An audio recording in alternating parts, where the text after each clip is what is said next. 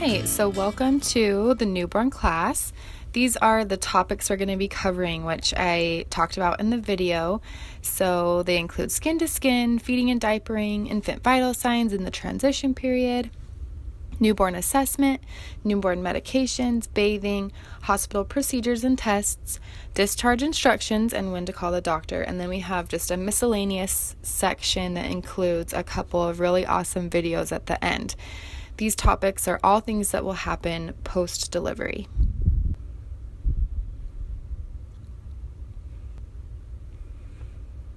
All right, so once your baby is born, if all is looking well, your doctor will place baby skin to skin with mama if that's what you'd like. You'll have a nurse nearby who will be drying off your baby, kind of cleaning them up, and also stimulating them to cry. I know it seems mean to let your baby cry, but this is actually a great thing, especially right after birth. And the reason being is crying actually helps your infant clear all of that fluid and help open up the alveoli. I also want to point out at this time that your baby might not look exactly like you've imagined directly after birth. Most babies are actually born with kind of a bluish tint. They might be a little squishy, and that's something that's completely normal right after birth. We're going to talk more about their color when we get to APGAR scoring, and we'll kind of go over normal variations for what your infant might look like at that time. Okay, so let's talk about some benefits of skin to skin. Skin to skin can stabilize the baby's heart rate, respiratory rate, temperature, blood glucose. It can help with less crying, bonding, improved hunger cues, a gain in sleep time. Don't we all love that one? And then more rapid weight gain. Aren't these benefits just incredible? I mean, it's amazing what our bodies can do.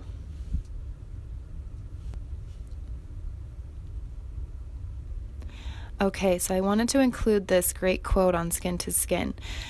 Studies show the mother-child bond is critical for baby's ongoing growth and development. Skin to skin contact is one of the best ways to learn about your baby and begin the important process of bonding with your newborn. Skin to skin contact allows the mother to receive communication cues that are important for successful breastfeeding.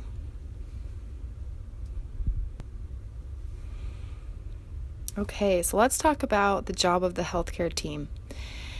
Your job as a mom, first of all, at this time is to just savor and enjoy this moment. The job of the healthcare team is to make sure you and your baby are healthy. Sometimes this might cause brief interruptions to that wonderful skin-to-skin time, but most healthcare workers really try to minimize those interruptions and only take your baby if it is necessary. Your nursery nurse, or maybe your labor and delivery nurse, depending on how your hospital does it, will be looking at the color of your baby, listening to your newborn's cry, assessing their general appearance to determine if they need to interrupt that skin to skin to do a more thorough assessment right away. If your nurse does need to take your baby to get a closer look and assess further, this is usually done right under a warmer that's in the room where you can see them.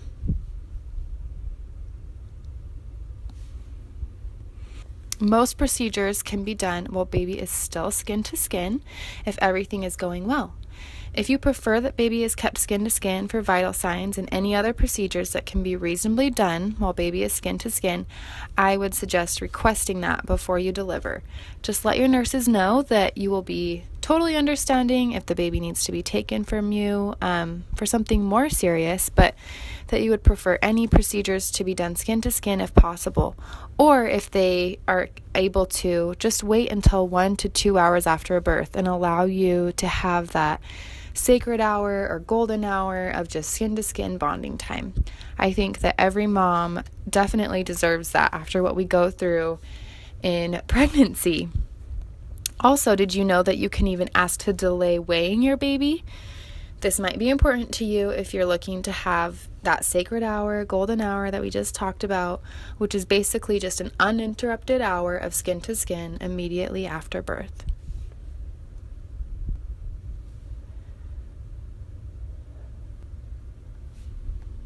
Okay, the first feeding, super exciting.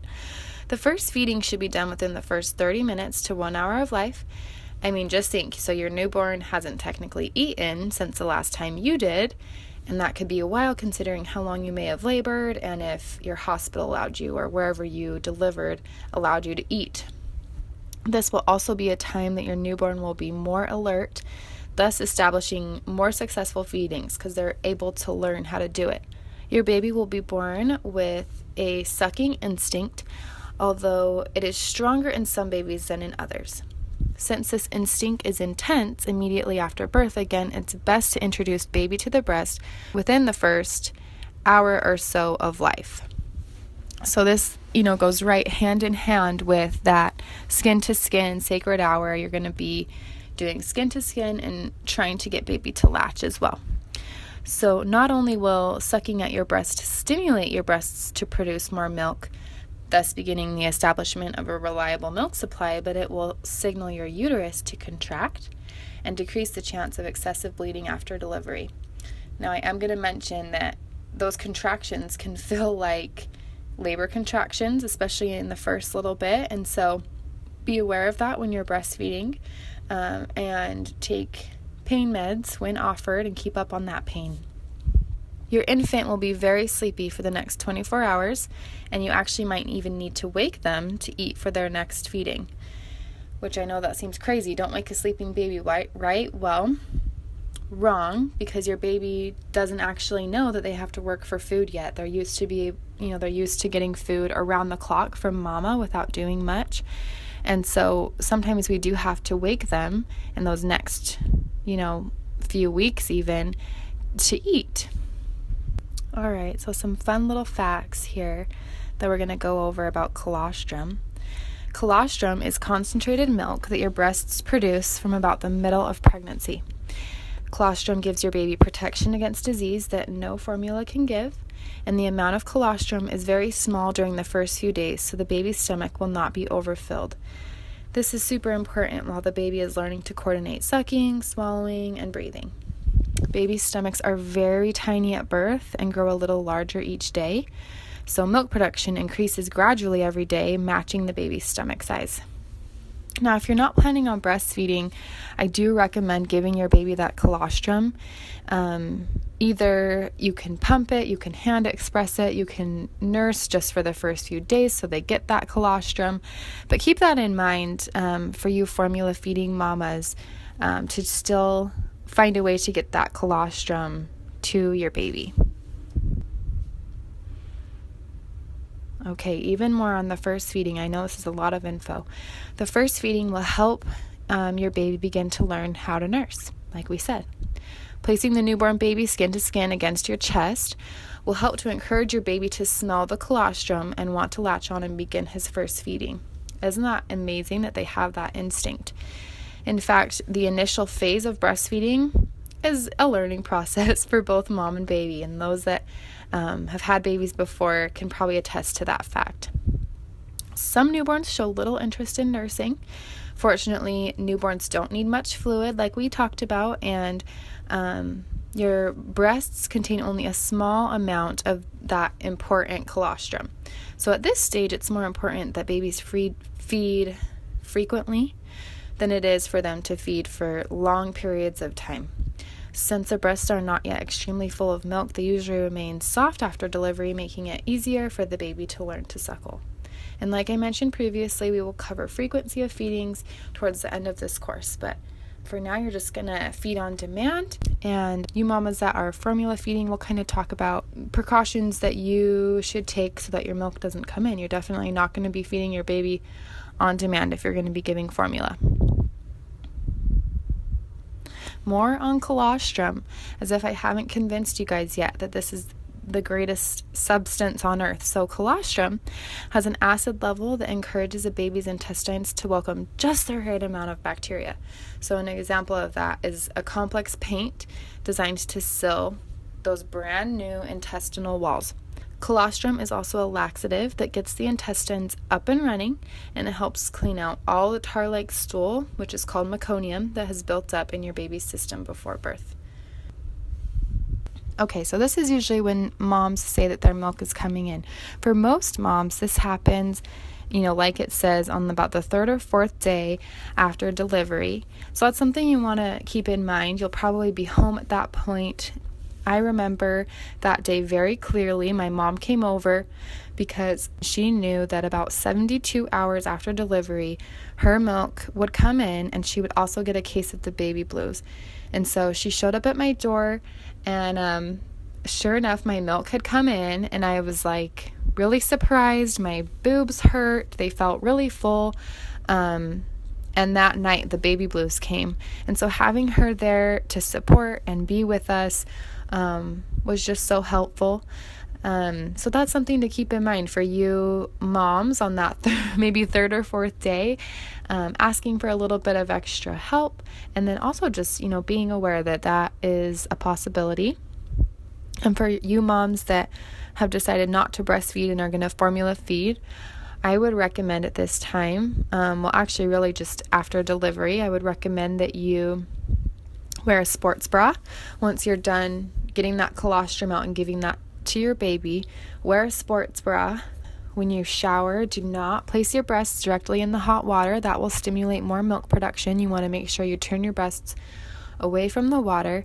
And then another trick that has been found to work is cabbage leaves on your breasts to help relieve that pressure and make it so your milk doesn't continue to come in.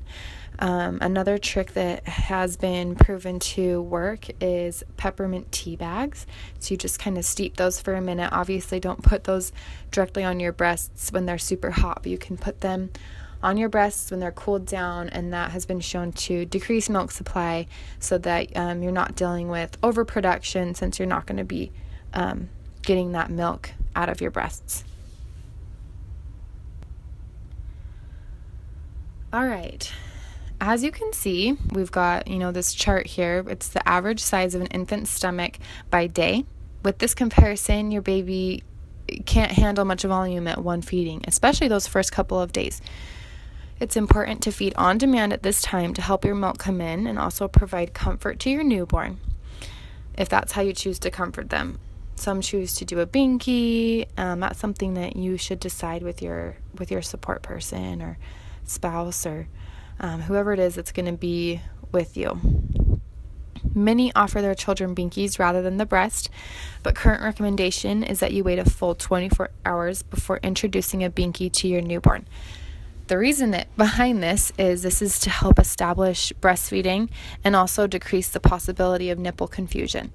This topic is definitely controversial, and the research actually contradicts. So, like I said, make a decision with your support person before baby comes as to what you think you may want to do, and then just do your best to be flexible. Remember that every baby is different. Some babies need a binky right away because they just come out fussier. Some babies are happy when they just nurse.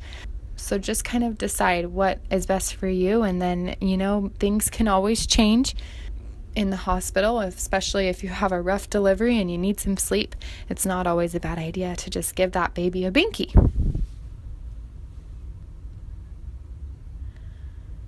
Okay, like I promised, how often do I feed my baby? So the APA, or American Pediatric Association, recommends at this age to feed your infant every 2 to 3 hours until your 2-week appointment with your pediatrician. At that 2-week appointment, your infant will be weighed, and your pediatrician can then direct you on the frequency of feedings, supplementation, and whatever questions you might have at that point. They can let you know if it's safe to let babies sleep through the night, if you should still be waking them up, etc. And come with those questions in case they don't answer it. I know it sounds absolutely crazy to wake a sleeping baby. I've already mentioned that, but think of it this way. They've never had to work for their food before, so they don't know yet that they have to work for it. We talked about this a little bit, but we're going to go over it again. The first 24 hours of your infant's life, they will be very sleepy. This can oftentimes be the first hurdle for breastfeeding because you not only have to stimulate your baby to wake them up, you also will be teaching them how to latch. Luckily, the nursing staff is there to help you, and most hospitals also come equipped with a lactation consultant, so take full advantage of those resources. The best advice that I could give is drink lots of water, keep putting baby to the breast, Do skin to skin as much as possible, and definitely 100% ask for help if you feel like you need it, and keep asking. For most women, like we talked about, milk doesn't come in until about 72 hours after delivery. So I like to tell my patients to be prepared for some engorgement once they get home. And once again, we're going to go over this again because it's important and it will help you avoid pain. If you aren't planning on breastfeeding, be sure to wear a tight-fitting sports bra, try using cabbage leaves on your breasts, and don't let hot water run over your breasts. One of the other tips that I have for those that deliver in the hospital is that every nurse is different, and some nurses will be more willing or may just connect with you and your baby better with breastfeeding. So don't give up hope if you're having a hard day with nursing. There's a shift change every 12 hours, and you'll get a new nurse. And if you and the nurse that has been assigned to you are really clashing and breastfeeding's not working, kindly ask that they bring somebody else in who maybe has more experience, or maybe don't even say that. Just say, I'm thinking maybe we need another person in here to help because it's not working with you and I. And that's just a tip that I've learned because I've worked in the hospital, and I've seen and worked with nurses who care more about helping with breastfeeding and nurses who push formula more often. And there's nothing wrong with either. But if you need that help with breastfeeding, you want to find somebody who's going to support you.